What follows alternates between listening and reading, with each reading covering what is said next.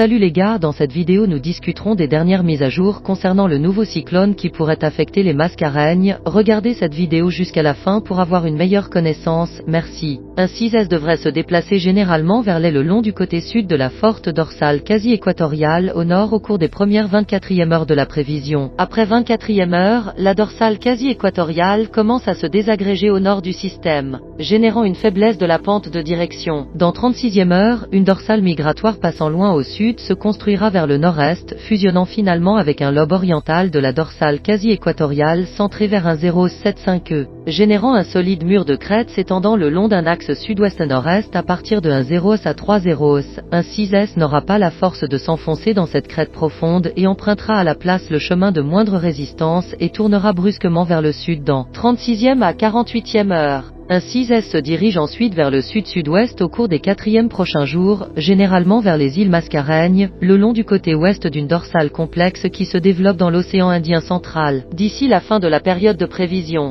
un creux passant vers le sud érodera la crête de direction et affaiblira la pente, entraînant un ralentissement de la vitesse de la piste et un virage plus vers l'ouest dans 5e jour. En termes d'intensité, le système profitera de l'environnement favorable, mais sera relativement lent à s'intensifier pendant les premières 24e heures alors qu'il continue de consolider le vortex. Une fois que le vortex est fermement établi, les prévisions prévoient une intensification plus rapide à mesure qu'il passe sur des eaux très chaudes avec des valeurs de contenu thermique océanique relativement élevées et que le débit sortant en altitude augmente. Une pointe à 155 km/h, 85e nœud, est attendue dans 3e jour avant que les conditions ne commencent à se dégrader. Un écoulement réduit accompagné d'un cisaillement accru et d'un entraînement d'air sec commence à faire des ravages après 3e jour, et un 6S s'affaiblira progressivement pendant le reste de la prévision. Le guidage déterministe montre une large diversité de solutions potentielles, en particulier après 36e heure, lorsque le système commence à tourner vers le sud. Parmi les membres du consensus, le trio de modèles basé sur l'UKMAT, comprenant l'ensemble UKMAT, l'EGR et le GALUAM, affiche tout le même type de trajectoire générale que le reste du guidage, mais suivent le système à l'aide de Port-Maturin. Cela a pour effet de tirer la moyenne du consensus beaucoup trop loin vers l'est. Le reste du programme d'orientation se situe dans une enveloppe plus serrée qui s'étend progressivement de 185 km/h 2e jour à 593 km/h 5e jour. Tous les membres étant confinés à l'ouest de la moyenne consensuelle. Une exécution manuelle d'un nouveau consensus qui élimine les valeurs aberrantes ci-dessus génère un scénario plus réaliste avec la trajectoire passant juste à l'aide de Maurice. Les prévisions du JTGC suivent de près cette moyenne consensuelle manuelle et le tracker du CPMT. La confiance est cependant faible, particulièrement après 2e jour en raison de la très grande dispersion des modèles. Les ensembles GF et Essence affichent également un écart élevé, ce qui rend les prévisions encore plus incertaines. Les conseils d'intensité sont également mitigés, les conseils chez IPS basés sur un modèle global.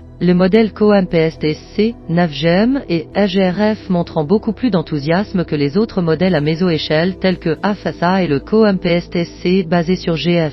Ces derniers modèles ne montrent qu'une intensification modeste jusqu'à un pic compris entre 95e et 120 km/h, 50e à 65e nœud, tandis que les premiers modèles montrent un pic plus proche de 175 km/h, 95e nœud. Tous conviennent que le pic sera à 3e jour, suivi d'un affaiblissement constant au cours des 5e prochains jours. Les prévisions du JTGC sont généralement inférieures d'environ 10 km/h, 5e nœud, aux indications du chez UPS et nettement inférieures aux aides à l'intensification rapide qui se déclenchent avec ce modèle. La confiance est faible tout au long de la période de prévision. La hauteur maximale significative des vagues est de 4,3 m Z, 14e pied. Merci d'avoir regardé.